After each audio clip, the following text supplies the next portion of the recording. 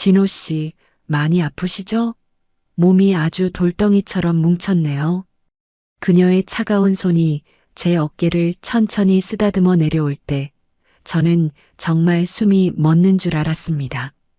64년 평생 앞만 보고 운전대만 잡고 달려온 제 몸이 오늘 처음 본 여자의 손길 한 번에 비겁하게 무너지더군요. 저기 명순 씨, 지금 뭐 하시는 겁니까?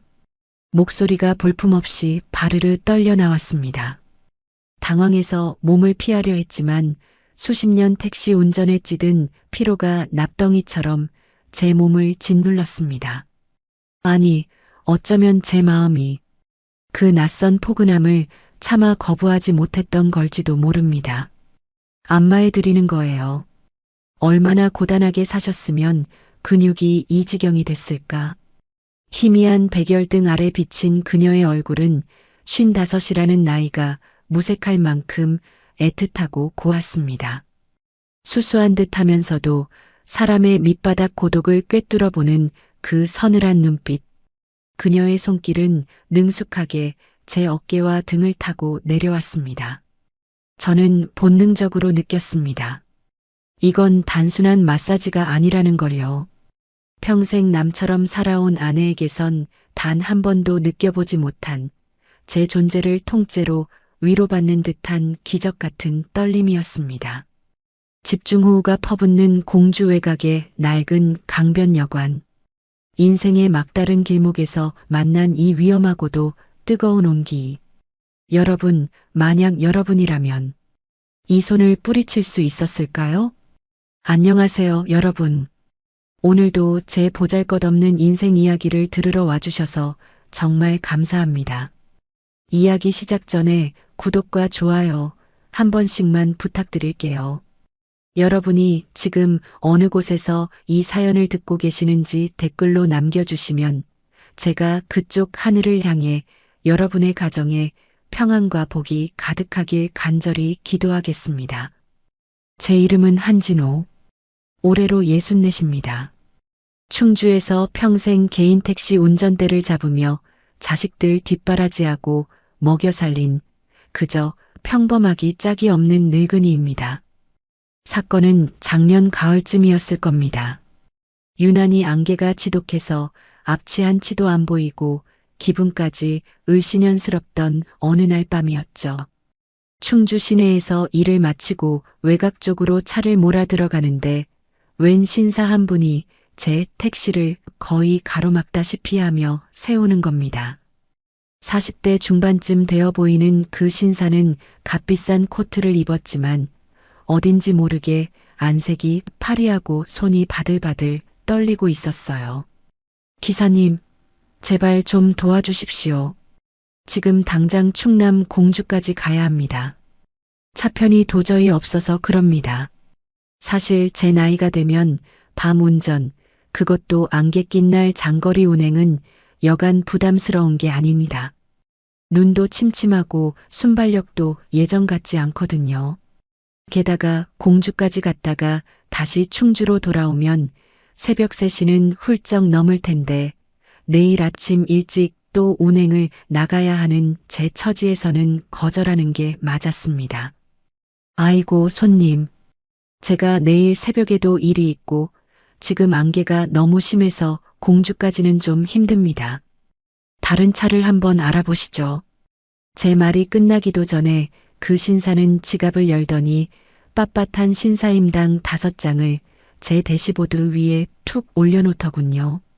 기사님, 제 사정이 너무나 급해서 그렇습니다. 공주시청 근처까지만 가주시면 이거 먼저 드리고 도착해서 20만 원 더 얹어드리겠습니다. 제발 부탁드립니다. 순간 제 눈이 번쩍 뜨였습니다. 왕복 가스비를 빼고도 평소 며칠치 수입을 한 번에 벌 수 있는 거액이었죠.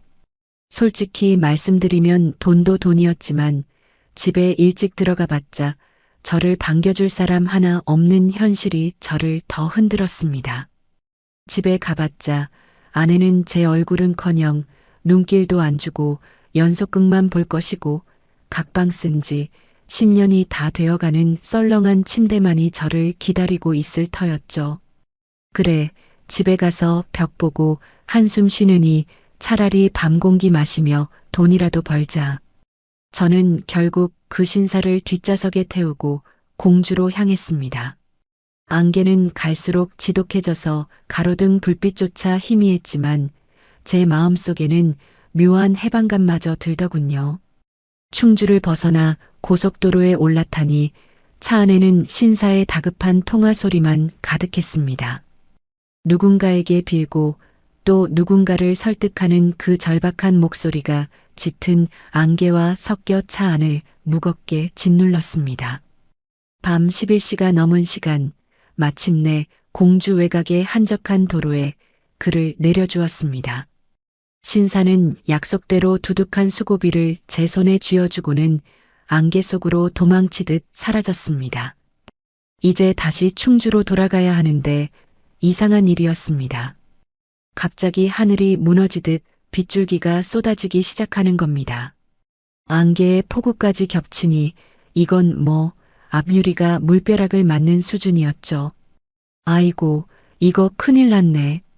이러다 사고 나면 번 돈보다 수리비가 더 나오겠어. 핸들을 잡은 손에 힘이 잔뜩 들어갔습니다. 64세, 노안이 온 제 눈으로는 도저히 이 폭풍우를 뚫고 고속도로를 탈 엄두가 나지 않았습니다. 차체가 바람에 휘청거리고 와이퍼가 비명을 지르는데 여기서 더 욕심부리다간 목숨이 위태롭겠다는 공포가 밀려왔습니다. 에라이, 오늘은 여기서 신세를 져야겠다. 저는 핸들을 꺾어 가장 가까운 불빛을 찾아 국도변을 헤매기 시작했습니다. 어디든 좋으니 비를 피하고 이 지친 몸 누일 곳 하나면 충분했죠. 그때였습니다. 짙은 안개와 폭우 너머로 붉은색 네온 사인이 깜빡거리며 제 눈에 들어온 것이 말입니다. 그곳은 낡고 녹슨 간판의 강변여관이었습니다. 저는 홀린 듯 그곳을 향해 차를 몰았습니다. 하지만 저는 그때까지도 몰랐습니다. 이 폭풍우를 피해 들어가는 그 낡은 여관의 문턱이 제 60평생을 송두리째 뒤흔들어 놓을 운명의 시작이었다는 것을요. 여러분, 인생이라는 게 참 얄궂습니다. 아까 그 신사분이 주고 간 돈 뭉치를 주머니에 넣을 때만 해도 오늘 운수가 대통했다고 생각했거든요. 그런데 공주 외곽의 그 한산한 도로변에 손님을 내려주자마자 하늘이 갑자기 성이라도 난 것처럼 뒤집히기 시작하는 겁니다. 아까까진 분명 안개만 자욱했는데 이제는 앞이 아예 안 보일 정도로 집중호우가 퍼붓기 시작했습니다. 와이퍼를 가장 빠른 속도로 돌려도 소용이 없었습니다. 유리에 쏟아지는 물폭탄 때문에 차창 밖은 그저 하얀 물벽이었죠. 핸들을 잡은 제 손바닥에 땀이 흥건해졌습니다. 64세, 이제는 눈도 침침하고 순발력도 예전 같지 않은데 차체가 휘청거릴 정도로 바람까지 몰아치니 당줄기에 식은 땀이 쭉 흐르더군요. 아이고, 이거 예산일이 아니네. 이러다 큰일 나겠어. 국도를 따라 조심조심 차를 모는데 길가 산비탈 쪽에서 흙더미와 돌덩이들이 굴러떨어지는 게 보였습니다. 산사태 위험이었습니다. 뉴스에서만 보던 그 끔찍한 일들이 지금 제 눈앞에서 벌어지려 하고 있었어요. 고속도로는커녕 충주로 돌아가는 국도조차 이미 물바다가 되어 어디가 길이고 어디가 논두렁인지 분간이 안 갔습니다. 저는 결국 결단을 내려야 했습니다. 진호야, 여기서 더 욕심부리다간 돈이고 뭐고 내 목숨 하나 부지 못하겠다. 저는 비상등을 켜고 거북이 걸음으로 국도변 옆길을 기어갔습니다. 어디 불빛이라도 보이면 무조건 들어가서 쉬어야겠다는 생각뿐이었죠. 그때였습니다. 짙은 안개와 폭포수 같은 빗줄기 너머로 아주 희미하게 붉은 빛이 깜빡거리는 게 보였습니다. 마치 지옥 같은 어둠 속에서 저를 부르는 도깨비불 같았어요. 가까이 가보니 강변여관이라는 낡고 녹슨 간판이 위태롭게 매달려 있었습니다. 강자는 이미 불이 꺼져서 그저 변여관처럼 보였고 그마저도 지직거리며 금방이라도 꺼질 듯 깜빡이고 있었죠. 차를 주차장에 대충 세워두고 빗속을 뚫고 뛰어들어갔습니다. 단 몇 초였지만 온몸이 생쥐꼴로 젖어버렸죠. 여관 현관문을 밀고 들어서자마자 훅 하고 끼쳐오는 건 눅눅한 곰팡이 냄새와 오래된 장판 냄새였습니다. 70년대 어디쯤에서 시간이 멈춰버린 것 같은 그런 낡은 곳이었어요. 계십니까? 아이고, 비가 너무 많이 와서 그런데 방 하나 있습니까? 제 외침에 카운터 구멍 안쪽에서 부스스한 모습의 주인 사내가 나타나 귀찮다는 듯 고개를 들더군요. 하룻밤 3만 원이라길래 저는 지갑에서 젖은 10,000원짜리 3장을 꺼내 건넸습니다. 주인은 낡은 장부 옆에 놓인 플라스틱 열쇠꾸러미 하나를 제 쪽으로 툭 밀어주더군요. 2층 맨 끝방인 203호였습니다. 계단을 오를 때마다 삐걱하고 비명을 지르는 소리가 밤의 막 속에 울려 퍼지는데 왠지 모르게 마음이 싱숭생숭했습니다. 복도는 어둡고 침침했고 천장에 매달린 형광등은 수명이 다했는지 깜빡거릴 때마다 기분 나쁜 전기 소리를 냈죠. 203호 문을 열고 들어가니 예상대로였습니다. 누렇게 변색된 벽지, 구석에 놓인 낡은 브라운관 TV, 그리고 세탁한 지 한참은 된 것 같은 눅눅한 이불이 전부였죠. 저는 젖은 겉옷을 벗어 벽걸이에 대충 걸어두었습니다. 양말까지 다 젖어서 발가락이 퉁퉁 불어있더군요. 화장실에 들어가 찬물로 대충 얼굴을 씻고 나오는데 창밖에서 들려오는 빗소리가 아까보다 더 거세졌습니다. 차 마이너스하고 쏟아지는 그 소리가 마치 세상으로부터 저를 완전히 고립시키려는 것 같았어요. 충주집에는 아내와 자식들이 있겠지만 이 폭우 속에 제가 어디서 뭘 하고 있는지 걱정해 줄 사람은 아무도 없다는 생각에 쓴웃음이 났습니다. 그저 이 낡은 여관방 하나가 제 생의 유일한 안식처인 양 느껴지는 서글픈 밤이었습니다. 저는 눅눅한 요 위에 몸을 눕히고 천장의 얼룩을 멍하니 바라보았습니다. 그런데 그때였습니다. 밖에서 거센 바람소리와 빗소리만 들리던 그 적막한 복도에서 조용한 발소리가 들려오더니 제 방문 앞에서 딱 멈추는 게 아니겠습니까? 그리고는 아주 작고 조심스럽게 누군가 제 방문을 똑똑 두드리기 시작했습니다. 여러분, 인생을 살다 보면 굳이 말로 설명하지 않아도 무언가 시작됐구나 싶은 직감이 들 때가 있습니다. 눅눅한 곰팡이 냄새가 코끝을 찌르는 그 낡은 203호실. 저는 축축하게 젖은 셔츠를 벗어 벽걸이에 대충 걸어두고 으슬으슬 떨리는 몸을 웅크린 채 수건으로 머리를 닦고 있었습니다. 이 좁고 지저분한 방 안에서 들리는 거라곤 천장을 때리는 비명 같은 빗소리와 제 거친 숨소리뿐이었죠.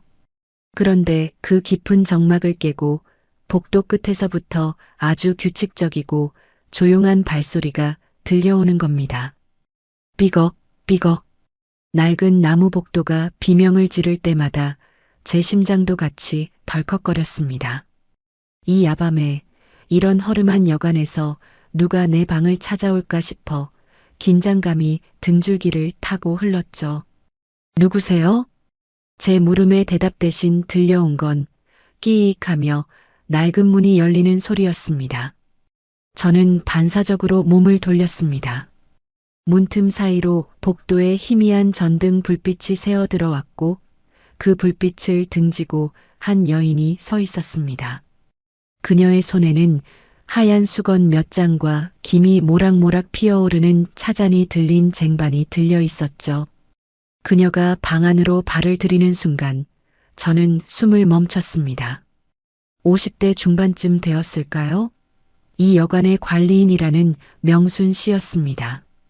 수수한 개량 한복 차림에 화장기 없는 얼굴이었지만 그녀가 풍기는 분위기는 이 누추한 여관과는 도저히 어울리지 않을 만큼 고결했습니다. 마치 흙탕물 속에 핀 하얀 연꽃 같다고나 할까요? 하지만 제 마음을 진짜 흔들어 놓은 건 그녀의 눈빛이었습니다. 저를 바라보는 그 눈망울이 어찌나 깊고 서늘한지 마치 제 인생의 밑바닥 고독을 단번에 꿰뚫어 보는 것 같더군요. 그 서늘함 속에 담긴 묘한 온기라고 해야 할까요? 64년 평생 숱한 사람을 태우고 운전대를 잡았지만 이런 전율을 느끼게 하는 눈빛은 처음이었습니다. 날이 많이 춥지요? 주인 사내놈이 무뚝뚝해서 손님 챙길 줄을 몰라요. 젖은 몸으로 그냥 계시면 곧불듭니다. 그녀의 목소리는 낮고 차분했습니다. 빗소리에 묻힐 듯 하면서도 제 귀에는 송곳처럼 날카롭게 박혔죠. 그녀가 쟁반을 내려놓기 위해 제 곁으로 다가왔을 때 곰팡이 냄새 가득하던 방 안에 은은한 분 내음과 알싸한 차 향기가 번지기 시작했습니다. 그 향기가 어찌나 포근하던지 긴장으로 뻣뻣하게 굳어있던 제 어깨가 저도 모르게 스르륵 풀리는 기분이었습니다. 아, 예, 고맙습니다. 비가 너무 와서 정신이 없었네요. 저는 당황해서 고개를 숙이며 마른 침을 삼켰습니다. 그녀는 대답 대신 수건 한 장을 집어들어 제 젖은 어깨 위로 조심스럽게 얹어주었습니다. 그 찰나의 순간 그녀의 가느다란 손가락 끝이 제 살결에 닿았습니다. 30년 넘게 남처럼 살아온 아내에게선 단 한 번도 느껴보지 못한 제 존재를 통째로 위로받는 듯한 기적 같은 떨림이었습니다. 여러분, 55살의 명순 씨. 그녀의 눈빛은 왜 그토록 시리고도 아름다웠을까요? 낡은 여관방의 희미한 백열등 아래 비친 그녀의 옆얼굴을 보며 저는 본능적으로 느꼈습니다. 오늘 밤 이 적막한 방 안에서 무언가 제 인생을 송두리째 바꿔놓을 일이 벌어질 것 같다는 예감을요. 그녀가 건넨 차잔을 받으려 손을 뻗는 순간에도 제 손은 비겁하게 바들바들 떨리고 있었습니다. 저는 그 묘한 분위기를 견디지 못하고 서둘러 자리를 피하려 했습니다. 이 이상한 떨림을 멈춰야 했으니까요. 하지만 서두르는 게 화근이었을까요? 아니면 이 만남이 운명이었던 걸까요? 여러분, 인생이 참 각본 없는 드라마라더니 그 말이 딱 맞습니다. 명순 씨라는 그 여인의 묘한 눈빛, 그리고 그 고결한 분위기에 압도되어 제 정신이 반쯤 나가 있었거든요. 64세 늙은이가 낯선 여자 앞에서 심장이 요동치는 게 어찌나 민망하고 당황스럽던지 저는 그저 이 상황을 모면하고 싶다는 생각뿐이었습니다. 아, 예. 차 잘 마시겠습니다. 이제 그만 가서 쉬셔도 됩니다. 저는 쟁반을 받쳐든 그녀의 시선을 피하며 서둘러 몸을 돌렸습니다. 그런데 마음은 급한데 몸은 낡은 택시 엔진처럼 삐걱거렸죠. 아까 빗속을 뚫고 들어오느라 바닥에 뚝뚝 떨어진 빗물이며 워낙 낡아번들거리던 장판이 화근이었습니다. 급하게 발을 떼는 순간 제 중심이 휘청하며 바닥이 쑥 꺼지는 기분이 들더군요. 아이고, 짧은 비명과 함께 제 몸이 공중으로 붕 뜨는가 싶더니 화당 소리를 내며 차가운 장판 바닥으로 사정없이 처박혔습니다. 그때였습니다. 허리 쪽에서 우두둑하는 제 인생이 끊어지는 듯한 기분 나쁜 소리가 방 안의 정막을 깨뜨렸습니다. 순간 눈앞이 노랗게 변하면서 숨이 턱 막히는 통증이 밀려왔습니다. 60평생 큰 사고 한 번 없이 핸들 잡던 저인데 이 낯선 타지 여관방에서 이렇게 허무하게 고꾸라질 줄이야 누가 알았겠습니까? 어머, 손님 괜찮으세요? 명순 씨가 비명을 지르며 제게 달려왔습니다. 고통 때문에 얼굴을 일그러뜨리고 허리를 감싸 쥔 채 신음하는 저를 보며 그녀는 한치의 망설임도 없이 제 곁에 무릎을 꿇고 앉았습니다. 가만히 계세요. 움직이면 더 크게 다쳐요. 어디 봐요, 여기에요? 그녀의 손이 제 허리춤에 닿았습니다. 아까 차를 건네주던 그 가느다란 손길이었는데 지금은 제법 힘이 실린 능숙한 손길이었습니다. 그녀는 당황한 기색도 없이 저를 부축해 일으키려 애썼습니다. 55 여자의 몸으로 64의 육중한 몸을 감당하는 게 쉽지 않았을 텐데 그녀는 제 팔을 제 어깨에 두르게 하고는 온 힘을 다해 저를 침상 위로 끌어올렸습니다. 겨우 눅눅한 요 위에 엎드린 저를 보며 그녀는 서둘러 방을 나갔다 오더니 압박 붕대와 파스 그리고 시원한 물수건을 챙겨 들어왔습니다. 차오니까 조금만 참으세요. 근육이 놀라서 그래요. 그녀의 차가운 손길이 뜨겁게 달아오른 제 허리에 닿는 순간 치익 마이너스 소리가 날 것 같은 청량함과 함께 찢어질 듯한 통증이 조금씩 가라앉기 시작했습니다. 그녀는 제 곁에 찰딱 달라붙어 앉아 밤새도록 정성껏 제 허리를 마사지해 주었습니다. 30년 넘게 좁은 운전석에 앉아 굳어버린 제 근육을 그녀는 마치 깨지기 쉬운 유리그릇 다루듯 조심스럽고도 단단하게 만져주었죠. 여러분, 평생 타인처럼 살아온 아내에게선 단 한 번도 느껴보지 못한 대접이었습니다. 제가 아프다고 하면 병원이나 가보지 그래요라며 리모컨만 돌리던 아내의 뒷모습과는 너무나 달랐습니다. 낯선 여인이 제 살결을 문지르고 파스를 붙여주는데 아픔은 둘째치고 가슴 한구석이 찡하게 울려왔습니다. 명순 씨의 이 정성 어린 손길 아래서 저는 비로소 무장해제가 되었습니다. 고통이 잦아드니 그동안 꾹꾹 눌러 담아왔던 제 마음속 응어리들이 슬그머니 고개를 들기 시작한 겁니다. 빗소리는 여전히 창문을 때리고 있었지만 방 안은 그녀의 따뜻한 숨결과 파스 냄새로 가득 찼습니다.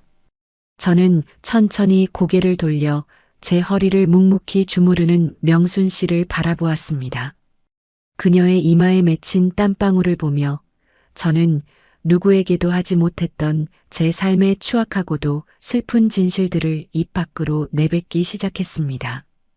여러분, 사람이 참 이상하죠. 평생을 같이 산 아내한테도 입 밖으로 꺼내지 못했던 말들이 오늘 처음 본 이 여자 앞에서는 왜 이리 본물 터지듯 쏟아져 나오는지 말입니다. 명순 씨의 정성 어린 손길에 허리에 날카로운 통증이 조금씩 무뎌지자 그 빈자리를 채운 건 제 가슴속 깊이 박혀있던 지독한 고독이었습니다. 희미한 백열등 아래서 제 허리를 문지르는 그녀의 옆얼굴을 보고 있자니 왠지 모를 서러움이 복받쳐 올라왔습니다. 저는 천장을 멍하니 바라보며 나지막이 입을 뗐습니다. 명순 씨, 내가 참 한심해 보이죠? 이 나이 먹고 타지에 와서 길바닥에 고꾸라지고 이런 대접이나 받고 있으니 말이요. 제 씁쓸한 말투에 명순 씨는 손길을 멈추지 않고 차분하게 대답했습니다. 무슨 그런 말씀을 하세요. 사람이 살다 보면 몸도 마음도 삐끗할 때가 있는 법이죠. 그 마음도 삐끗할 때가 있다는 그 한마디가 제 가슴팍을 툭 하고 건드리는 것 같았습니다. 나 말이요. 전주집에서는 유령처럼 삽니다. 자식들 다 키워서 시집 장가 보내면 인생의 볕이 들 줄 알았는데 그게 아니더라고요. 아내하고는 30년 넘게 한 지붕 아래 살면서도 밥상머리에서 말 한마디 안 섞은 지가 벌써 10수년이요. 말을 내뱉고 나니 가슴이 시큰거렸습니다. 여러분, 한 집안에 사는데도 각자 방에서 나오지 않고 밥도 알아서 챙겨 먹는 그 기분을 아십니까? 제가 새벽같이 택시를 몰고 나가든 밤늦게 비바람을 뚫고 들어오든 아내는 제가 밖에서 뭘 먹었는지 허리는 안 아픈지 묻지도 않습니다. 그저 거실 소파에 앉아 등을 돌린 채 드라마만 보고 있을 뿐이죠. 우리는 이미 서로에게 남보다 못한 존재가 되어버렸습니다. 처음엔 자식들 잠 깰까봐 각방을 쓰기 시작한 게 이제는 넘을 수 없는 거대한 벽이 되어버렸어요. 아내의 방 문 앞에 서면 마치 남의 집 대문 앞에 선 것처럼 가슴이 답답하고 숨이 막힙니다. 30만 킬로미터를 뛰며 뼈 빠지게 고생해서 집 한 채 마련했건만 정작 그 집 안에서 저는 아무도 찾지 않는 박제된 섬이 되어버린 겁니다. 명순 씨, 이게 산 사람의 삶인가 싶을 때가 많아요.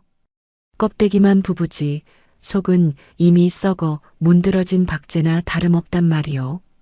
오늘 광주까지 손님을 태우고 내려온 것도 사실은 그 숨막히는 집구석에서 잠시라도 도망치고 싶어서였는지도 모르겠소. 제 고백이 이어지는 동안 명순 씨는 아무 말 없이 제 근육을 천천히 문질러 주었습니다. 그녀의 손길이 제 피부를 타고 전해질 때마다 30년 넘게 얼어붙어 있던 제 마음의 고드름이 뚝뚝 눈물이 되어 떨어지는 기분이었습니다.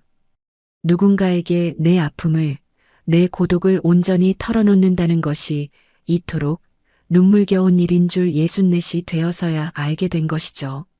창밖의 빗소리는 더욱 요란해졌지만 이 방 안의 정막은 더 이상 차갑지 않았습니다. 제 한숨 섞인 토로를 묵묵히 받아내던 명순 씨의 손길이 미세하게 떨리는 것을 느꼈을 때 저는 비로소 고개를 들어 그녀를 보았습니다. 그녀의 눈가에도 어느새 맑은 이슬이 맺혀 있더군요. 제 고통이 그녀에게도 전달된 것일까요? 아니면 그녀 또한 저와 닮은 깊은 어둠을 품고 있었던 걸까요? 한참 동안 제 허리를 어루만지던 그녀가 마침내 고개를 떨구며 이제껏 꼭꼭 숨겨왔던 자신의 시린 인생 이야기를 아주 조심스럽게 꺼내기 시작했습니다. 여러분, 제 쓸쓸한 처지를 다 듣고 난 명순 씨가 한동안 말이 없더군요. 그저 제 허리맡에 붙인 파스 끝자락을 매만지며 고개를 떨구고 있는데 그 가냘픈 어깨가 파르르 떨리는 게 보였습니다.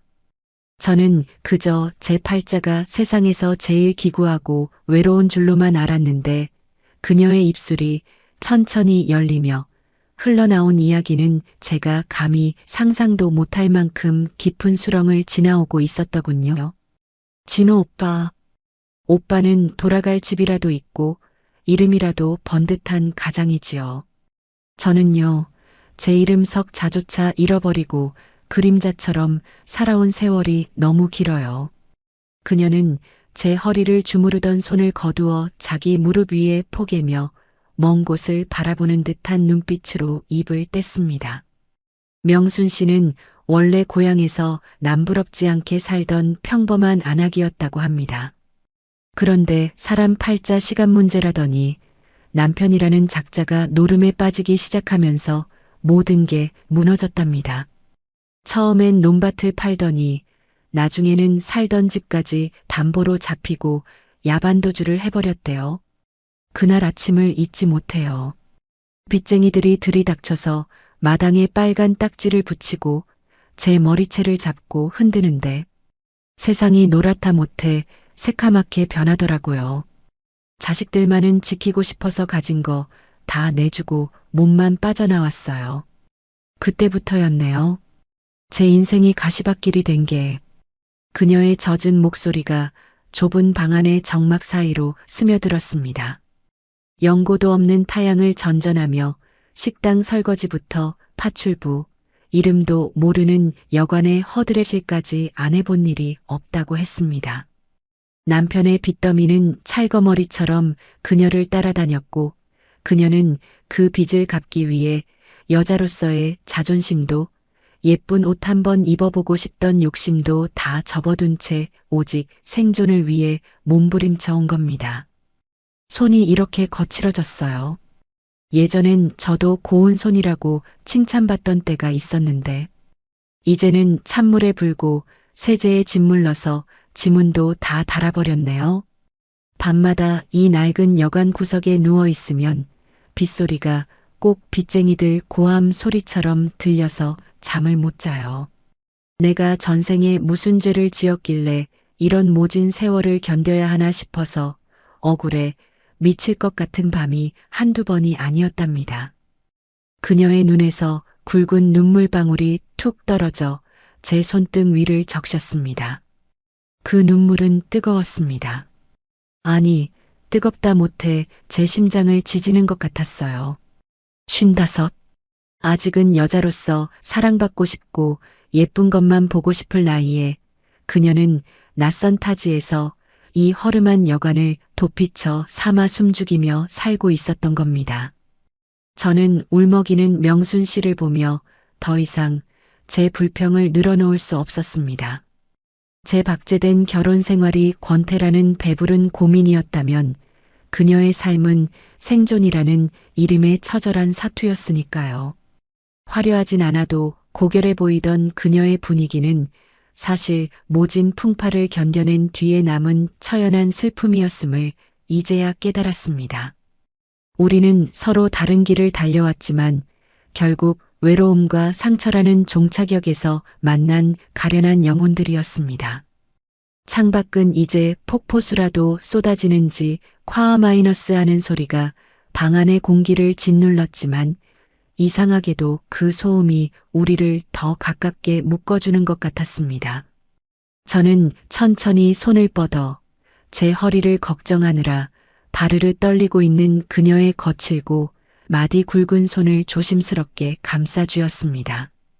여러분, 살다 보면 주변의 모든 소리가 사라지고 오직 단 한 사람의 숨소리만 들리는 그런 순간이 있습니다. 지금 이 낡은 강변여관 203호가 딱 그랬습니다. 지붕을 뚫을 듯 요란하게 퍼붓는 빗소리는 이제 단순한 소음이 아니었습니다. 그건 세상이 우리에게 던지는 비난도 우리가 짊어진 무거운 삶의 의무도 모두 차단해주는 거대한 장막 같았죠. 그 요란한 빗소리 덕분에 역설적으로 방 안의 정막은 더욱 깊고 아늑해졌습니다. 저는 제 허리맡에서 흐느끼던 명순 씨의 손을 놓지 않았습니다. 아니, 놓을 수가 없었습니다.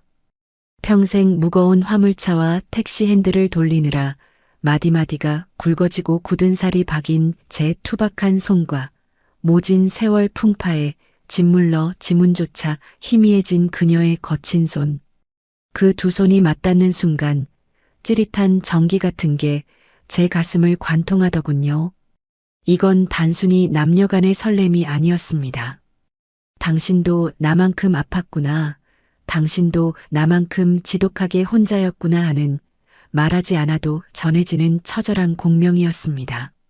명순 씨, 우리 참 닮았네요.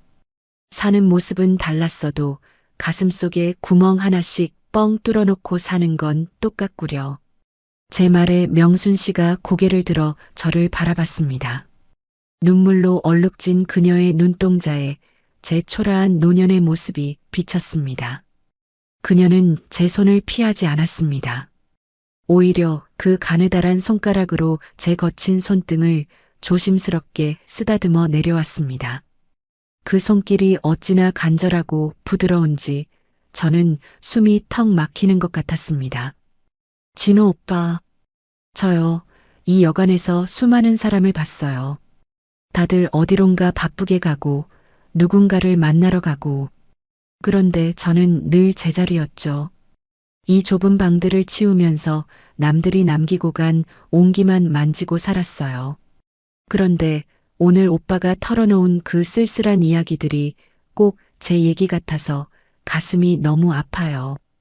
창밖은 이제 폭포수라도 쏟아지는지 콰 마이너스 하는 소리가 세상을 다 지워버릴 듯 했습니다. 하지만 그 요란한 소음도 우리 두 사람 사이에 흐르는 묘한 유대감을 방해하지 못했습니다. 오히려 그 소리가 커질수록 우리는 서로에게 더 깊이 의지하게 되었죠. 충주에 있는 제 차가운 아파트도 공주 시내의 복잡한 거리도 그녀를 괴롭히던 빚쟁이들의 고함도 이제는 먼 나라 이야기 같았습니다. 우리는 서로의 손을 맞잡은 채 한동안 아무 말도 하지 않았습니다. 아니, 말이 필요 없었지요. 손바닥을 통해 전해지는 서로의 체온이 당신 참 고생 많았소. 당신 참 외로웠겠군요라는 100마디 말보다 더 깊게 파고들었으니까요. 평생 타인에게 제 속을 내보인 적 없던 두 영혼이 이 비 내리는 여관방에서 생의 밑바닥 고독을 꺼내놓고 서로를 위로하고 있었던 겁니다. 제 가슴 한구석에서 잊고 지냈던 뜨거운 무언가가 울컥하며 솟구쳐 올랐습니다. 30년 넘게 아내에게선 단 한 번도 느껴보지 못한 내 존재 자체가 누군가에게 위로가 되고 있다는 그 기적 같은 충만한 말입니다. 명순 씨의 눈동자가 흔들리는 걸 보며 저는 직감했습니다. 이 빗소리가 우리를 세상으로부터 완전히 고립시켜준 지금 이 순간이 어쩌면 제 인생에 허락된 마지막 탈출구일지도 모른다는 것을요. 빗소리는 더욱 거세졌고 희미한 백열등 아래 명순 씨의 얼굴이 그 어느 때보다 애틋하게 다가왔습니다. 우리는 서로의 눈 속에 담긴 그 깊은 고독을 확인하며 누가 먼저랄 것도 없이 서로의 온기를 더 간절히 갈구하게 되었습니다. 이 밤이 지나면 다시 각자의 차가운 현실로 돌아가야 한다는 것을 알기에 지금 이 순간 맞잡은 두 손은 절박하다 못해 처절하기까지 했습니다. 저는 떨리는 손으로 그녀의 얼굴에 흐른 눈물 자국을 닦아주었습니다. 그녀는 피하지 않고 제 손길에 얼굴을 묻었죠. 여러분, 60이 넘은 나이에 가슴이 뛴다는 게 가당키나 한 일입니까? 저는 이미 제 심장이 그저 피나 돌리는 기계인 줄로만 알았습니다. 30년 넘는 세월 동안 집에서는 죽은 듯이 지냈고 밖에서는 길바닥 위의 소음 속에 나를 던지며 살아왔으니까요. 사랑이니 열정이니 하는 단어들은 이미 낡은 사진첩 속에나 박제된 유물인 줄 알았습니다. 그런데 그 빗소리 요란한 정막 속에서 제 손을 잡은 명순 씨의 체온이 살을 타고 들어오는데 멈춰있던 제 영혼이 거칠게 요동치기 시작하더군요.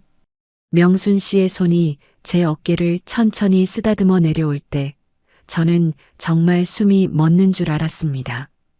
64년 평생 앞만 보고 달려온 제 몸이 낯선 여자의 손길 한 번에 이토록 비겁하게 무너질 수 있다는 게 믿기지 않았습니다. 명순 씨, 지금 뭐 하시는? 제 목소리가 볼품없이 떨려 나왔습니다. 당황해서 몸을 피하려 했지만 수십 년 택시 운전으로 찌든 피로가 납덩이처럼 제 몸을 짓눌렀습니다. 아니, 어쩌면 제 마음이 그 포근함을 거부하지 못했던 걸지도 모릅니다. 희미한 백열등 아래 비친 그녀의 얼굴은 55이라는 나이가 무색할 만큼 애틋하고 고왔습니다. 수수한 듯 하면서도 묘하게 사람을 홀리는 그 깊고 서늘한 눈빛. 그녀의 손길은 능숙하게 제 어깨와 등을 타고 내려왔습니다. 저는 본능적으로 느꼈습니다.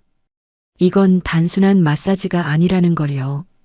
평생 타인처럼 살아온 아내에게선 단 한 번도 느껴보지 못한 내 존재를 통째로 위로받는 듯한 기적 같은 떨림이었습니다. 오빠, 우리 오늘만은 그냥 사람으로 살면 안 될까요? 내일이면 다시 보이지 않는 감옥으로 돌아가야 하잖아요. 그녀의 떨리는 목소리에 제 이성의 끈이 툭 하고 끊어져 버렸습니다. 우리는 누가 먼저랄 것도 없이 서로의 상처 입은 육신을 품었습니다. 30년 넘게 의무와 습관처럼 나누던 그런 몸짓과는 달랐습니다. 이건 그동안 굶주려왔던 영혼들이 서로를 구걸하듯 채워주는 그런 간절한 몸부림이었습니다.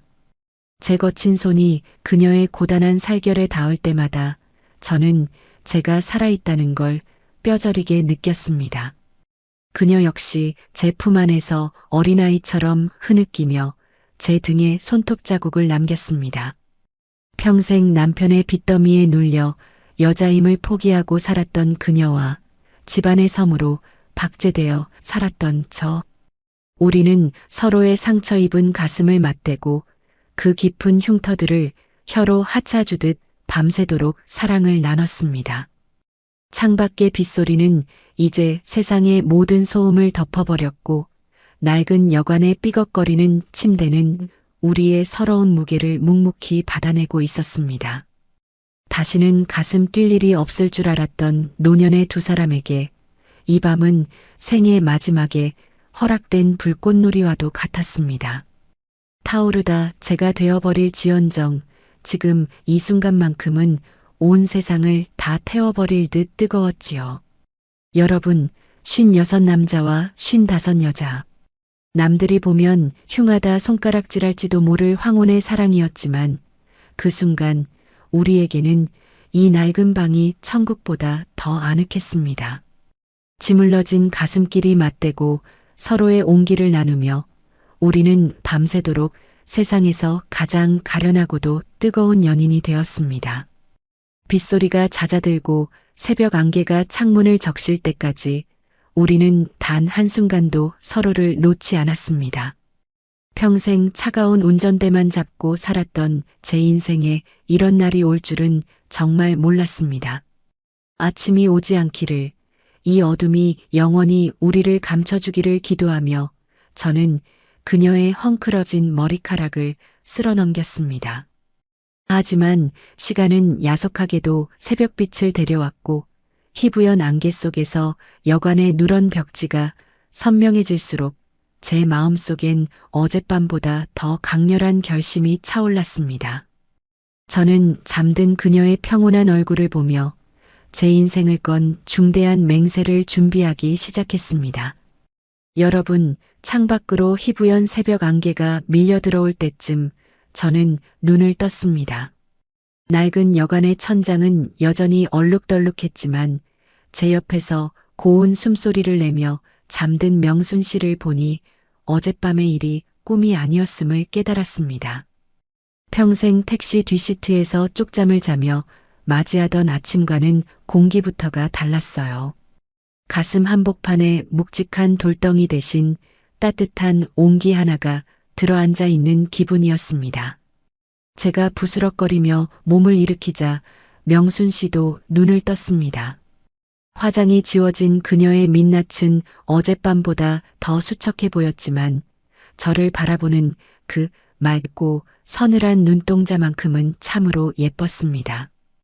그녀는 수줍은 듯 이불을 끌어올리며 작게 웃더군요. 그 미소를 보는데 제 마음속에서 무언가 탁하고 끊어지는 소리가 들렸습니다. 30년 넘게 저를 옥죄어온 의무라는 이름의 사슬이 풀려나가는 소리였습니다. 명순 씨, 나 이제 결심했소. 제 갑작스러운 말에 그녀의 눈동자가 흔들렸습니다. 저는 그녀의 거칠고 마디 굵은 손을 제 두 손으로 꽉 맞잡았습니다. 어젯밤의 온기가 가시지 않은 그 손은 여전히 바들바들 떨리고 있었죠. 나 충주 돌아가면 다 정리하겠소. 아내한테도 솔직하게 말하고 자식들한테도 내 인생 찾겠다고 선언할 거요. 그동안 나 죽은 듯이 살았어. 그런데 어젯밤 당신을 만나고 나서야 내가 살아있다는 걸 알았단 말이요. 나 같은 늙은이한테도 다시 봄이 올 수 있다는 걸 가르쳐준 사람, 당신이 처음이요. 명순 씨는 아무 말 없이 제 손을 바라보며 눈물만 뚝뚝 흘렸습니다. 그 눈물이 제 손등을 적시는데 그게 꼭 저를 붙잡는 간절한 부탁처럼 느껴지더군요. 저는 그녀의 눈물을 닦아주며 더 단호하게 말을 이었습니다. 딱 보름만 기다려 주시오. 집 정리하고 택시 일도 좀 마무리하고 내가 가진 건 별로 없지만 그래도 우리 둘이 작은 방 하나 얻어 살 정도는 어떻게든 마련해서 오겠소. 다시는 당신을 이런 허름한 여관방에서 남의 방이나 치우며 살게 하지 않겠소. 내 인생의 마지막 종착역은 당신 옆이었으면 좋겠소. 제 맹세는 절절하다 못해 처절했습니다. 이건 단순히 욕정에 눈이 먼 노인의 망령이 아니었습니다. 평생 타인을 위해 바쳐온 제 인생에서 처음으로 저 자신을 위해 내린 단 하나의 용기 있는 선택이었죠. 명순 씨는 흐느끼며 제 품으로 파고들었습니다. 오빠, 정말 오실 거죠? 저 믿어도 되는 거죠? 전 이제 오빠 아니면 정말 기댈 곳이 없어요. 여기서 매일 빗소리 들으면서 오빠 기다릴게요. 오빠가 안 오시면 저 정말 죽을지도 몰라요. 그녀의 절박한 목소리가 제 가슴팍을 때렸습니다. 저는 그녀를 더 세게 끌어안으며 귓가에 속삭였습니다. 가겠소. 죽어도 오겠소. 보름 뒤에 이 여관 문을 열고 들어오는 건 택시기사 한진호가 아니라 당신의 남자로 돌아오는 진호일 거요. 저는 옷을 챙겨 입고 방을 나섰습니다. 문 밖으로 나서기 전 마지막으로 그녀의 입술에 짧고 뜨거운 입맞춤을 남겼습니다. 그녀는 창문 너머로 제가 차에 올라타는 모습까지 지켜보며 손을 흔들어 주더군요. 안개가 자욱한 공주 외곽의 국도를 달리며 저는 핸들을 꽉 쥐었습니다. 어젯밤 다쳤던 허리가 조금 욱신거렸지만 마음만은 구름 위를 걷는 것 같았습니다. 충주로 향하는 길, 머릿속에는 오직 명순 씨와 함께할 새 삶의 풍경만 가득했습니다. 따사로운 햇살이 드는 작은 방, 그녀가 끓여주는 따뜻한 차 한 잔. 그리고 더 이상 섬이 아닌 누군가의 진정한 반려자로 불릴 그날들. 저는 몇 번이고 다짐했습니다. 비겁해지지 말자, 진호야.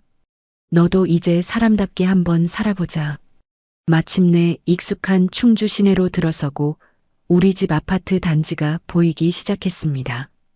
차를 세우고 올려다본 5층 우리 집 창문은 여느 때처럼 차갑고 무표정해 보였습니다. 하지만 저는 주먹을 불끈 쥐었습니다. 어젯밤의 그 뜨거운 약속을 가슴에 품고 저는 이제 제 인생의 거대한 폭풍 속으로 스스로 걸어 들어갈 준비를 마쳤습니다. 그런데 이상하죠. 현관문 번호키를 누르는 제 손가락이 아까 명순 씨 앞에서 장담하던 기계는 어디 가고 자꾸만 바들바들 떨리기 시작하는 겁니다. 여러분, 참으로 간사한 게 사람 마음입디다. 공주에서 충주로 올라오는 길목까지만 해도 저는 세상에서 가장 용감한 사내였습니다. 핸들을 쥐고 엑셀을 밟을 때마다 명순 씨와 약속했던 보름 뒤라는 단어가 제 가슴 속에서 불꽃처럼 타올랐거든요. 진호야, 이제는 내 인생을 살아라. 비겁하게 숨지 마라. 그렇게 수백 번을 되뇌며 고속도로를 달렸습니다. 그런데 막상 익숙한 충주 톨게이트를 지나고 매일같이 택시를 세우던 집 앞 골목길에 들어서니 그 뜨겁던 불꽃이 찬물을 끼얹은 듯 침 마이너스 소리를 내며 꺼져가는 게 아니겠습니까? 아파트 단지 입구에 핀 평범한 꽃들, 늘 마주치던 경비실 영감님의 인사, 그리고 제 어깨를 짓누르는 성실한 가장이라는 수십 년 된 굴레가 갑자기 무거운 쇠사슬이 되어 제 발목을 채웠습니다. 현관문을 열고 들어서자마자 저를 맞이한 건 어젯밤의 그 뜨거웠던 공기와는 정반대인 시리도록 차갑고 건조한 정막이었습니다. 아내는 거실 소파에 앉아 등을 돌린 채 무심하게 텔레비전을 보고 있더군요. 제가 비바람을 뚫고 하루 만에 돌아왔는데도 왔어요? 라는 말 한마디가 전부였습니다. 비가 너무 많이 와서 좀 늦었어. 제 목소리는 명순 씨 앞에서 맹세하던 그 당당함은 간대었고 마치 죄지은 아이처럼 기어들어갔습니다. 아내는 대답도 없이 주방으로 가더니 평소와 다름없이 식탁 위에 밥그릇을 툭툭 놓았습니다. 김이 모락모락 나는 된장찌개와 정갈하게 놓인 밑반찬들. 30년 넘게 보아온 익숙한 풍경인데 그날따라 그 밥상이 저를 가두는 창살처럼 느껴졌습니다. 애들은? 큰애는 방금 들어왔고 둘째는 오늘 늦는데요. 밥이나 먹어요. 아내의 목소리는 너무나 평온했습니다. 제가 어젯밤 다른 여자의 품에서 생애 마지막 불꽃을 태웠다는 것도 이제 이 가정을 깨뜨리고 떠나겠노라 결심했다는 것도 꿈에도 모르는 그 무심함이 오히려 제 목을 조여왔습니다. 장성한 아들이 제 방에서 나와 다녀오셨어요. 아버지? 라며 건네는 그 짧은 인사 한마디에 제 심장은 땅바닥까지 떨어졌습니다. 여러분, 그게 참 무섭더라고요. 평생 쌓아온 제 평판 말입니다. 동네 사람들에게는 법 없이도 살 택시기사, 자식들에게는 고생만 한 불쌍한 아버지, 아내에게는 말수는 적어도 제자리는 지키는 남편. 그 박제된 이미지들이 거대한 벽이 되어 저를 가로막았습니다. 명순 씨에게 가려면 이 벽을 제 손으로 부숴야 하는데 그 벽을 허무는 순간 제가 평생 일궈온 모든 것이 노인네의 추잡한 불륜으로 전락할 거라는 공포가 밀려왔습니다. 식탁 밑으로 제 손은 자꾸만 바들바들 떨렸습니다. 아내에게 나 사실 좋아하는 사람이 생겼소. 이제 갈라서고 싶소라는 말을 꺼내려 입술을 달싹거렸지만 숟가락을 든 손이 천근만근 무거웠습니다. 무심하게 찌개를 떠먹는 아내의 얼굴을 보니 과연 이 여자에게 그런 상처를 줄 자격이 내게 있는가 하는 비겁한 의문이 고개를 들었습니다. 명순 씨와의 보름 약속. 그 간절했던 눈빛과 뜨거웠던 눈물이 머릿속에서 어른거렸지만 현실의 공기는 너무나 무겁고 견고했습니다. 보름이라는 시간은 이제 희망이 아니라 심판의 날처럼 저를 압박해오기 시작했습니다. 낮에는 택시 운전대를 잡으며 오늘만 지나면 말하리라 다짐하고 밤에는 아내의 등 뒤에 누워 내일은 꼭 말하리라 결심했지만 해가 뜰 때마다 저는 다시 평범하고 비겁한 늙은이로 되돌아와 있었습니다. 달력의 숫자가 하나씩 지워질 때마다 제 영혼은 점점 타들어갔습니다. 명순 씨는 지금쯤 그 낡은 여관방 창가에서 빗소리를 들으며 저를 기다리고 있겠지요. 하지만 저는 충주의 익숙한 일상이라는 늪에 발이 묶여 한 걸음도 떼지 못하고 있었습니다. 마침내 약속한 보름이 코앞으로 다가온 어느 밤이었습니다. 저는 방 안에서 몰래 낡은 통장을 꺼내 보았습니다. 명순 씨와 새 인생을 시작하려면 이 돈이라도 챙겨야 하는데 이 돈마저 아내의 몫이라는 생각이 들자 제 자신이 한없이 작고 추해 보이더군요. 여러분, 세상에서 가장 무거운 게 뭔지 아십니까? 쇳덩이도 아니고 제가 평생 몰아온 택시 무게도 아닙니다. 바로 비겁함에 짓눌린 제 손가락 마디 하나더군요. 명순 씨와 약속한 보름이 다가올수록 제 휴대폰은 주머니 속에서 시한폭탄처럼 진동했습니다. 진호 오빠, 비가 오네요. 그날처럼 비가 내려요. 오빠 오실 날만 손꼽아 기다리고 있어요. 오빠, 짐은 조금씩 정리하고 있어요. 오빠 믿고 저 다 버렸어요. 조심해서 오세요. 화면에 뜨는 그 글자 한자가 제 심장을 송곳으로 후벼 파는 것 같았습니다. 여러분, 저는 정말 나쁜 놈입니다. 답장을 써야지. 당장이라도 미안하다. 조금만 더 기다려달라거나 지금 가고 있다고 보내야 하는데 액정 위에 올린 제 엄지손가락이 마비된 것처럼 움직이질 않았습니다. 아내와 자식들이 있는 거실의 그 평온한 정막이 저를 괴물로 만들고 있었거든요. 보름째 되는 날 아침 휴대폰이 요란하게 울렸습니다. 명순 씨였습니다. 차마 받을 수가 없었습니다. 액정 속에서 명순이라는 이름이 깜빡거릴 때마다 그날 밤 강변여관에서 나누었던 뜨거운 눈물과 맹세들이 비수가 되어 날아왔습니다. 저는 떨리는 손으로 통화 거절 버튼을 눌렀습니다.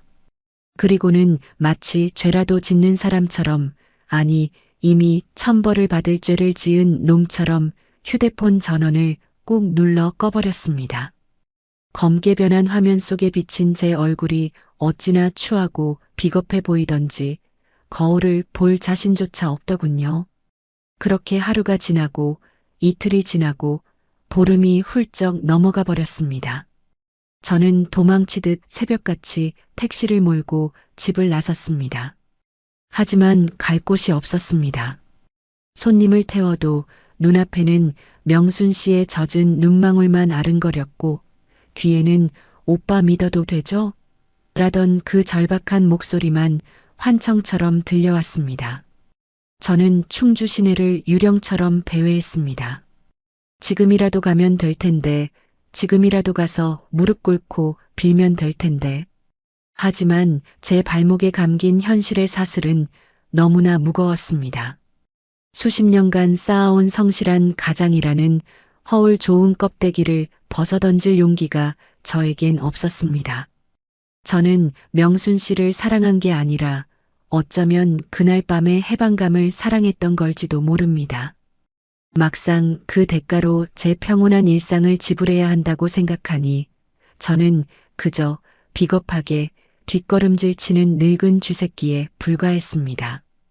전원을 꺼둔 휴대폰을 서랍 깊숙이 처박아 두고 저는 지독한 침묵 속으로 저를 유배 보냈습니다. 아내가 밥을 차려주면 꾸역꾸역 입에 밀어 넣었고 자식들이 말을 걸면 못 들은 척 고개를 숙였습니다. 제 안에서는 매일같이 전쟁이 일어났지만 겉으로는 아무 일도 없는 듯 박제된 삶의 연기를 이어갔습니다. 명순 씨에 대한 미안함과 죄책감이 커질수록 저는 더 집요하게 입을 닫았습니다. 침묵만이 저를 이 끔찍한 갈등에서 보호해줄 유일한 방패라고 믿었으니까요. 그렇게 비겁한 침묵으로 일관하며 몇 날 며칠을 보냈을까요? 밖에는 또다시 비가 내리기 시작했습니다. 그날 공주에서 맞았던 그 징글징글한 집중호우처럼 말입니다. 빗줄기가 거세질수록 제 가슴 속 불안감은 극도에 달했습니다. 그 여자는 지금 뭘 하고 있을까? 아직도 그 낡은 여관에서 나를 기다리고 있을까? 저는 더 이상 견디지 못하고 며칠 만에 서랍 속 휴대폰을 꺼내 전원을 켰습니다. 전원이 켜지자마자 쏟아지는 수십 통의 문자 메시지와 부재중 전화들. 그 마지막 메시지를 확인하는 순간 제 심장은 그대로 멎어버리는 것 같았습니다. 여러분, 죄책감이라는 게 참 무서운 놈입니다. 모른 척 덮어두면 잊힐 줄 알았는데 시간이 갈수록 가슴속에서 골마 터지더라고요. 보름이 수개월이 되고 여름의 끝자락이 가을의 찬바람으로 바뀔 때까지 저는 충주에서 죽은 듯이 살았습니다. 그런데 밤마다 꿈속에 그 강변 여관의 붉은 네온사인과 명순 씨의 젖은 눈망울이 나타나 저를 괴롭히는 겁니다. 결국 저는 견디다 못해 다시 운전대를 잡았습니다. 아내에게는 멀리 장거리 손님이 잡혔다고 거짓말을 하고는 미친 듯이 공주로 차를 몰았죠. 제 마음속 한구석에는 아직도 비겁한 희망이 있었습니다. 그래도 명순 씨라면, 그 고결하고 착한 여자라면 아직도 거기서 나를 기다려주지 않을까? 하는 그런 파렴치한 생각 말입니다. 공주 외곽 국도는 어느덧 낙엽이 져서 그날의 푸르던 집중호우의 흔적은 온데간데 없었습니다. 드디어 저 멀리 강변 여관 간판이 보이는데 가슴이 터질 것처럼 두근거리더군요. 주차장에 차를 대충 세우고 여관 안으로 뛰어들어갔습니다. 하지만 여관 로비는 예전보다 더 낡고 침침해져 있었습니다. 저기요, 주인장, 여기 있던 명순 씨 어디 있습니까? 제 외침에 카운터 안쪽에서 그 무뚝뚝한 사내가 예전처럼 부스스한 모습으로 나타났습니다. 그는 저를 한참 동안 멍하니 바라보더니 귀찮다는 듯 턱으로 2층을 가리키더군요. 저는 계단을 뛰어 올라갔습니다. 삐걱거리는 소리가 예전보다 더 날카롭게 제 귀를 찔렀습니다. 203호. 우리가 생애 마지막 불꽃을 태웠던 그 방 앞에 섰습니다. 손이 바들바들 떨려 문고리를 제대로 잡을 수가 없었습니다. 겨우 문을 열고 들어선 방 안은, 여러분. 그곳엔 아무도 없었습니다. 방 안에는 사람의 온기라곤 전혀 찾아볼 수 없는 차가운 정막만이 가득했습니다. 곰팡이 냄새는 더 짙어졌고 명순 씨가 정성껏 차를 내오던 그 작은 탁자 위에는 뽀얗게 먼지만 앉아 있었습니다. 그녀가 입던 수수한 개량 한복도 은은하게 풍기던 그분 내음도 흔적조차 없었습니다. 명순 씨, 명순아. 저는 미친 사람처럼 텅 빈 방 안을 휘젓고 다녔습니다. 혹시나 그녀가 남긴 쪽지라도 있을까 싶어 낡은 서랍을 열어보고 장판 구석구석을 뒤졌죠. 하지만 보이는 건 뜯겨나간 벽지와 주인 없는 먼지뿐이었습니다. 허망함에 다리가 풀려 침대 머리맡에 주저앉았습니다.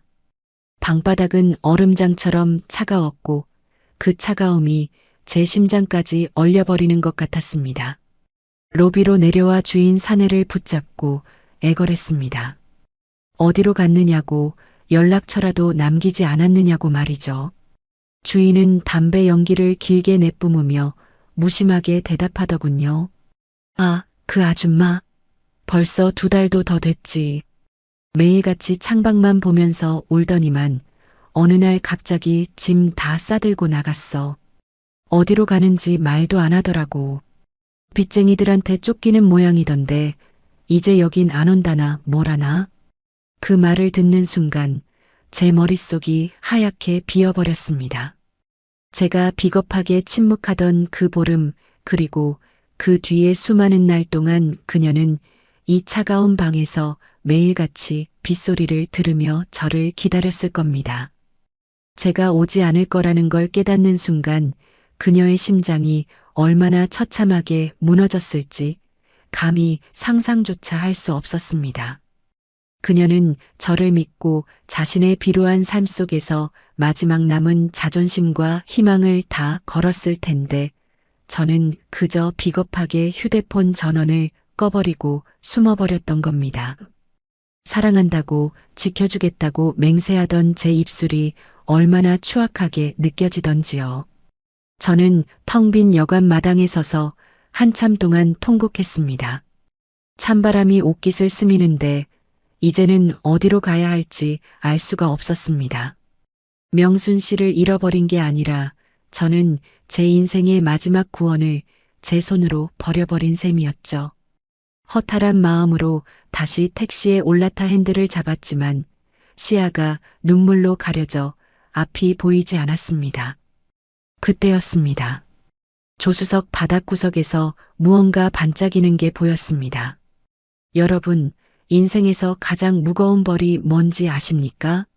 그건 감옥에 갇히는 것도 아니고 매를 맞는 것도 아닙니다. 바로 다시는 되돌릴 수 없는 순간을 평생 가슴에 품고 사는 겁니다. 그날 공주의 낡은 여관에서 텅 빈 방만 확인하고 돌아온 뒤로 제 삶은 겉으론 평온해 보였을지 몰라도 속은 이미 시커멓게 타버린 숯검정이나 다름없었습니다. 충주에서 다시 핸들을 잡았지만 이제 제 택시는 예전의 그 생계수단이 아니었습니다. 제 몸은 여전히 충주 시내를 배회하고 아내의 차가운 밥상을 마주하고 있었지만 제 영혼은 그 비 내리던 공주의 국도변에 버려진 채 길을 잃어버렸거든요. 특히 공주 방향으로 가는 손님이라도 타는 날이면 제 심장은 그때부터 제멋대로 요동치기 시작합니다. 손님, 공주 어디로 모실까요? 무심하게 묻는 제 목소리는 떨리고 백미러에 비친 제 눈은 이미 충혈되어 있습니다. 손님을 목적지에 내려주고 나면 저는 누가 시키지도 않았는데 자석에 이끌리듯 그 강변여관 골목으로 차를 멉니다. 이제는 영업도 중단했는지 간판 불조차 완전히 꺼진 그 낡은 건물 앞을 저는 바보처럼 수십 번씩 뱅뱅 돕니다. 골목 어귀에 차를 세우고 담배 한 대를 태우며 그 203호 창문을 올려다봅니다. 그러면 환상처럼 그 창가에 명순 씨의 서늘한 실루엣이 비치는 것 같아요. 금방이라도 창문을 열고 오빠, 왜 이제 왔어요? 라고 말하며 저를 나무랄 것만 같습니다. 하지만 창밖으로 들리는 건 메마른 가을바람 소리와 제 깊은 한숨뿐. 그 지독한 정막은 깨질 줄을 모릅니다. 여러분, 제가 참 못됐지요?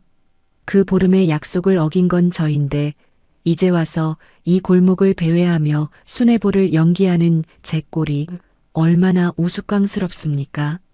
명순 씨는 저 하나 믿고 그 지옥 같은 삶에서 마지막 희망의 끈을 잡았을 텐데 저는 가장이라는 이름 뒤에 숨어 그 끈을 제 손으로 잘라버렸습니다. 제가 휴대폰 전원을 꺼버렸던 그 비겁한 1분, 1초가 그녀에게는 영겁의 지옥이었을 겁니다. 비겁함의 대가는 이토록 잔인했습니다. 이제는 그녀를 찾고 싶어도 찾을 길이 없습니다. 그녀가 남긴 건 제 조수석 바닥에 떨어져 있던 녹슨 머리핀 하나가 전부였죠. 저는 그 머리핀을 손바닥에 꼭 쥐고 공주국도를 미친 듯이 달립니다. 길가에 서 있는 이름 모를 여자들만 봐도 명순 씨가 아닐까 싶어 차를 멈춰 세웁니다. 수수한 한복 차림의 여인만 지나가도 가슴이 덜컥 내려앉습니다.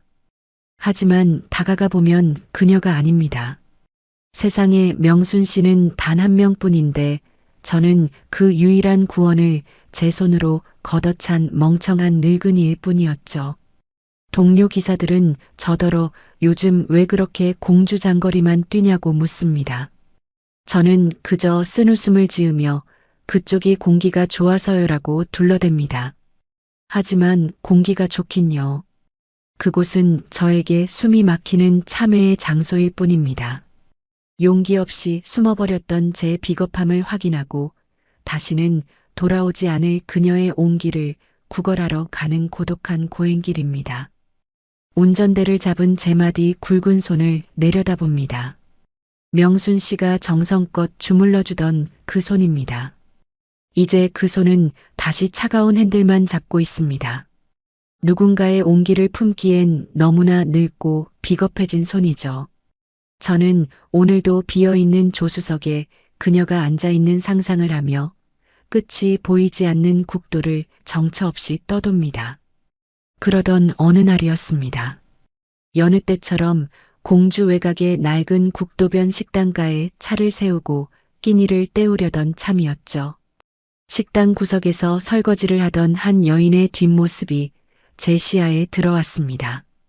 굽은 어깨, 희끗희끗한 머리칼, 그리고 유난히도 애처로운 그 몸짓. 제 심장이 다시 멈춰버린 것 같았습니다. 여러분, 세월이라는 놈은 참 공평하기도 하고 무섭기도 합니다. 벌써 그 비 내리던 공주의 밤으로부터 5년이라는 시간이 흘러갔네요.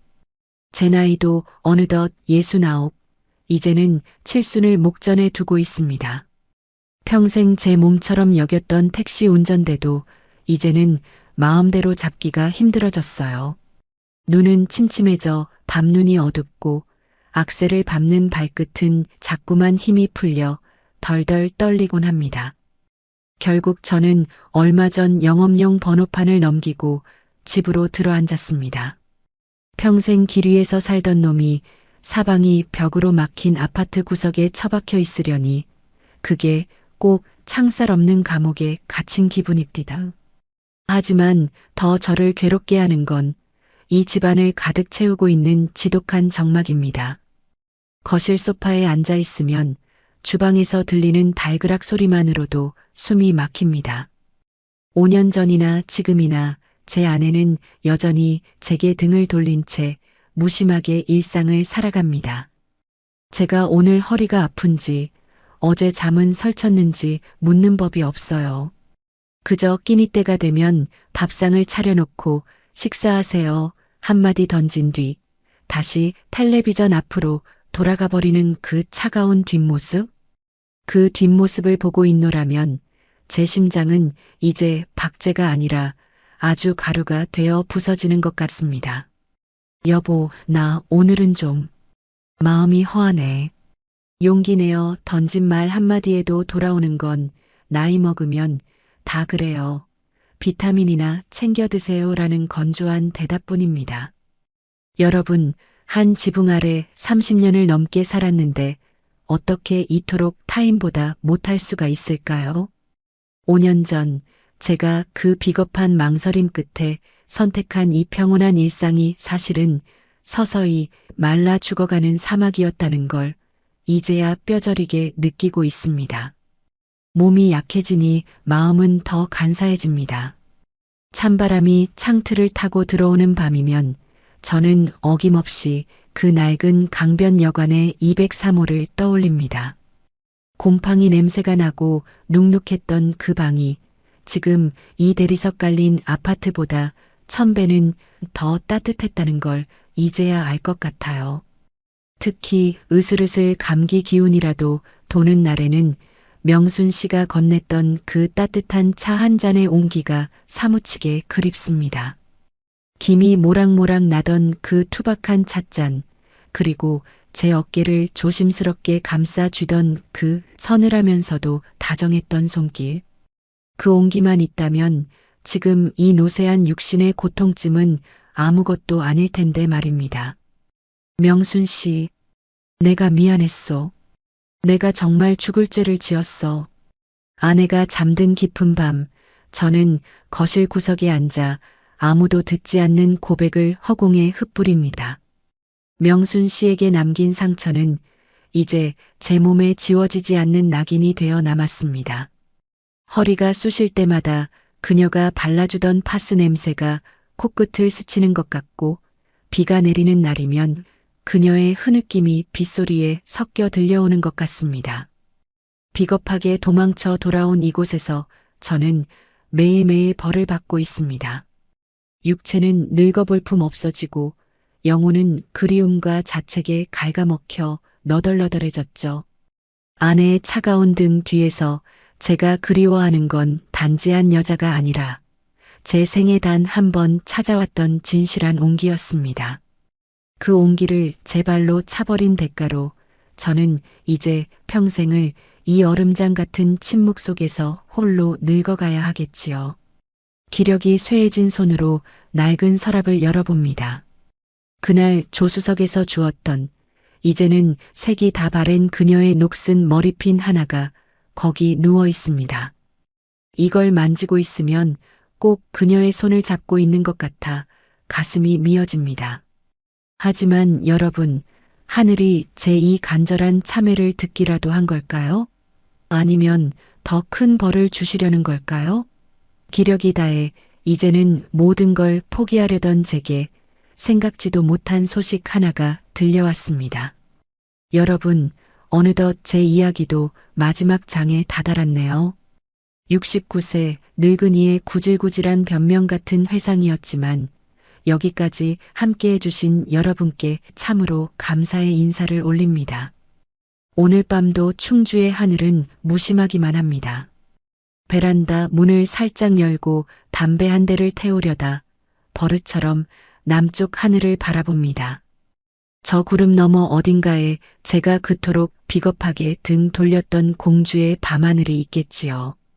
이제는 운전대를 잡을 기력조차 희미해진 은퇴한 노인이 할 수 있는 거라곤 그저 그날의 비릿한 빗소리와 눅눅한 곰팡이 냄새를 기억 속에서 끄집어내는 일뿐입니다.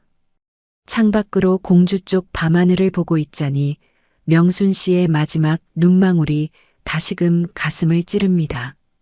오빠 믿어도 되죠? 라던 그 절박했던 물음이 이제는 제 생의 마지막 심판이 되어 돌아옵니다.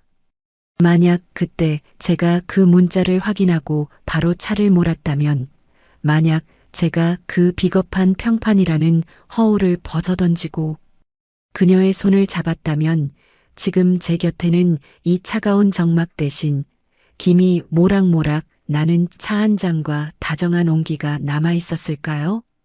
여러분, 인생이라는 게 참 얄궂습니다. 30년을 넘게 가장이라는 이름으로 성실하게 살았다고 자부했는데 정작 제 인생의 마지막 페이지를 장식하는 건 그 숱한 성실함이 아니라 단보름을 지키지 못한 그 비겁한 약속 하나네요. 수만 킬로미터를 달렸던 제 택시 계기판은 멈췄지만 제 가슴속 후회의 시계는 지금도 쉼없이 돌아가고 있습니다. 이제는 명순 씨를 찾으러 갈 용기도 기운도 없습니다. 그녀가 어디선가 평온하게 살고 있기를 바라는 것도 제 욕심이겠지요. 제가 준 상처가 그녀의 남은 생을 얼마나 더 춥게 만들었을지 생각하면 저는 죽어서도 그 죗값을 다 치르지 못할 것 같습니다. 제 곁에서 무표정하게 잠든 아내를 봅니다. 이 여자를 미워할 수도 그렇다고 사랑할 수도 없는 이 박제된 방에서 저는 영원히 혼자입니다. 우리가 지켰던 그 가정이라는 성벽 안에서 저는 가장 처참하게 무너진 포로일 뿐입니다. 지키지 못한 약속과 놓쳐버린 진심, 그것들이 밤하늘의 별처럼 박혀 저를 비웃는 것만 같습니다. 여러분, 혹시 여러분 곁에 지금 여러분의 진심을 기다리는 누군가가 있습니까? 부디 저처럼 비겁하게 숨지 마십시오. 현실의 벽이 아무리 높아 보여도 그 벽 너머에서 떨고 있는 사랑하는 이의 손을 놓지 마십시오. 놓치고 난 뒤에 마주하는 밤하늘은 너무나 차갑고 남겨진 후에는 노년의 육신이 감당하기엔 너무나 무겁기 때문입니다. 오늘 밤도 공주 방향에서 바람이 불어오네요. 그 바람 속에 명순 씨의 분내음이 섞여 있는 것 같아 저는 눈을 감고 아주 오래도록 그 자리에 서 있었습니다. 제 인생에 가장 뜨거웠고 가장 비겁했던 그 여름밤을 회상하며 저는 이제 이 쓸쓸한 드라이브를 마치려 합니다. 노년의 상실과 고독, 그리고 뒤늦은 후회를 담은 진호의 이야기가 여러분의 가슴에 작은 파동을 일으켰기를 바랍니다. 우리가 놓친 것은 단순히 한 사람이 아니라 우리 자신의 진심이었을지도 모릅니다. 이 이야기가 가슴 깊이 남았다면 구독과 좋아요로 함께 해주세요. 진호의 비겁한 선택에 대해 혹은 여러분이 간직한 놓쳐버린 순간에 대해 댓글로 나누어 주시면 큰 힘이 됩니다. 다음에도 가슴을 울리는 진솔한 이야기로 찾아올 수 있도록 알림 설정까지 부탁드립니다. 여러분의 오늘 밤은 진호의 밤보다 조금 더 따뜻하고 진솔하기를 기원합니다. 끝까지 시청해 주셔서 감사합니다.